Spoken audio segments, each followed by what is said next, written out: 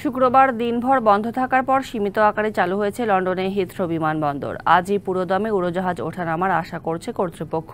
প্রায় 24 ঘন্টা বিমানবন্দর বন্ধ থাকায় ব্যাহত হয় 1300-র বেশি ফ্লাইট। ভোগান্তিতে পড়েন বিশ্বের বিভিন্ন প্রান্তের যাত্রীরা। নিকটবর্তী বিদ্যুৎ উপকেন্দ্রে অগ্নিকাণ্ডের জেরে প্রায় গোটা দিন বন্ধ থাকার পর শুক্রবার সন্ধ্যা থেকে আবারও চালু হয়েছে বিশ্বের অন্যতম প্রধান বিমানবন্দর হিথ্রো।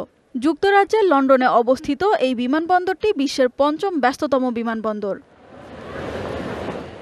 বিমানবন্দরের কর্মী বাহিনী এবং বিদ্যুৎ পরিষেবা কর্মীদের অক্লান্ত পরিশ্রমে ফের ফ্লাইট পরিচালনা চালু হয়। একনল হ্যান্ড ওয়াশ 100% প্যারাবেন ফ্রি, তাই নিরাপদ হাতের জন্য আস্থা রাখুন একনলে। ফ্লাইট বন্ধ থাকায় একদিকে যেমন যাত্রীরা ভোগান্তির শিকার হয়েছেন, তেমনি ক্ষোভ প্রকাশ করেছে বিভিন্ন দেশি বিদেশি বিমান পরিষেবা সংস্থাগুলো।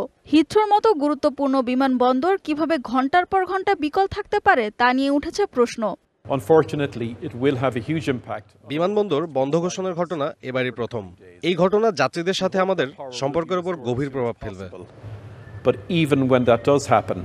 বিমান উড্ডয়ন অবতরণ বন্ধ থাকায় কোটি কোটি পাউন্ড লোকসানের কথা বলছে পরিষেবা সংস্থাগুলো।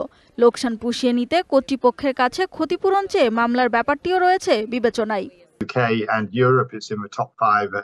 যুক্তরাজ্য ও ইউরোপের অন্যতম ব্যস্ত বিমানবন্দর হিথ্রো। 24 ঘন্টা বিমানবন্দর বন্ধ থাকার প্রভাব পড়বে যুক্তরাজ্য ও অন্যান্য দেশের অর্থনীতির ওপর।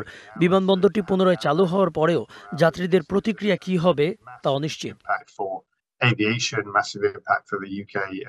হিথ্রো বিমানবন্দর বন্ধ থাকায় ইস্যুতে বিপর্যয় কাটিয়ে উঠতে গ্রাহকদের সহযোগিতা চেয়েছে কর্তৃপক্ষ। সানজিদা ইসলাম তন্নি, ডিবিসি নিউজ ডেস্ক।